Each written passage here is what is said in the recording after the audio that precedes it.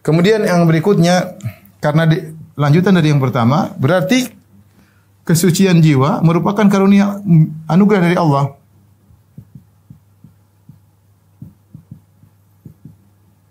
Karunia dari Allah. Kata Allah Subhanahu wa taala dalam surat An-Nur, "Walaula fadlullahi 'alaikum wa rahmatuhu ma zaka minkum min ahadin abada." Ya. Walaula fadlullahi 'alaikum wa rahmatuhu ma zaka minkum min ahadin abada walakin Allah yuzakki man yasha.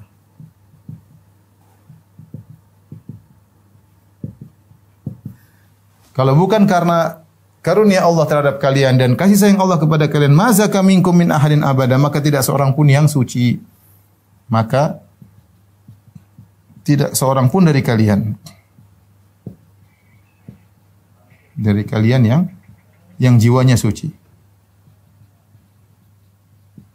Walakin Allah yuzakki man yasha, tapi Allah mensucikan siapa yang Allah kehendaki. Akan tetapi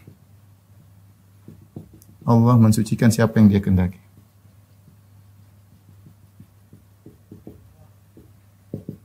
Yang Ia kehendaki. Ini ikhwan, kaidah kedua. Dan di sini kita tahu bahwasanya kalau seorang merasa tentram jiwanya, merasa alhamdulillah dia senang dengan agama, dia senang dengan salat, dia tidak suka dengan kemaksiatan, dia harus tahu bahwasanya ini adalah karunia dari Allah Subhanahu wa taala. Makanya Nabi Muhammad SAW ketika menggali perang parit di perang Khandaq bersama para sahabatnya, Nabi SAW mengatakan, "Wallahi laula Allah ya mahtadaina wa ma sallaina wa la tasaddaqna. Fa'anzilan sakinatan alaina." Kata Nabi SAW, demi Allah, kalau bukan karena Allah Subhanahu wa taala, kami tentu tidak dapat hidayah. Kamu tentu tidak salat, kami tentu tidak bersedekah. Ya, ini menunjukkan ketika jiwa kita senang dengan ketaatan, jangan kita ujub, ya. Jangan kita merasa kita yang telah berjuang sehingga enggak, ini semua dari Allah Subhanahu wa taala. Ya, kalau Allah tidak berkehendak, tentu kita tidak akan demikian. Ini intinya ini dua kaidah mendasar yang penting untuk sebagai langkah awal kita mensucikan jiwa. Jadi ini sebenarnya dua kaidah ini, ya. Intinya apa? Untuk menyadari jiwa ini kita ini kotor, ya. Untuk menyadari kotornya jiwa, ya. Dan tidak ujub dengan kebaikan jiwa. Nah, kalau kita sudah punya dua kaidah ini bahwasanya saya tidak boleh menganggap diri saya suci, ya, karena itu kan penilaian saya. Yang tahu kita suci enggak hanya Allah. Kapan kita mulai menganggap diri kita suci, berarti ya kita telah melanggar perintah Allah. Fala tuzakku anfusakum. Ya, berarti ada masalah. Susah bagi kita untuk mensucikan jiwa. Susah. Makanya kenapa orang susah dinasihati ketika dia sudah merasa dirinya benar. Bagaimana menasihati kalau dia merasa dirinya benar?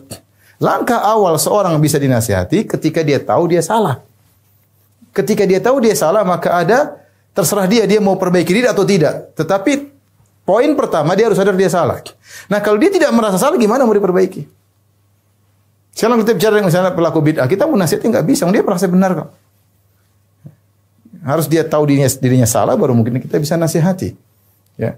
Demikian juga dalam kehidupan kita, ya. Dalam banyak hal, ya. Kalau kita dalam interaksi dengan sama masyarakat, bahkan interaksi dengan istri, interaksi dengan suami, interaksi dengan keluarga, dengan teman-teman di yayasan, teman-teman dakwah. Kapan kita merasa diri kita sempurna, susah kita akan dinasihati. Susah. Ya, susah karena kita merasa diri kita benar. Nah, dalam tazkiyatun nafs, kunci pertama harus sadar bahwa jiwa kita ini pasti ada kotorannya. Itu pasti, apalagi kita hidup di zaman 2021. Pasti dengan medsos yang berbagai macam model, pasti jiwa kita kotor, pasti. Ya.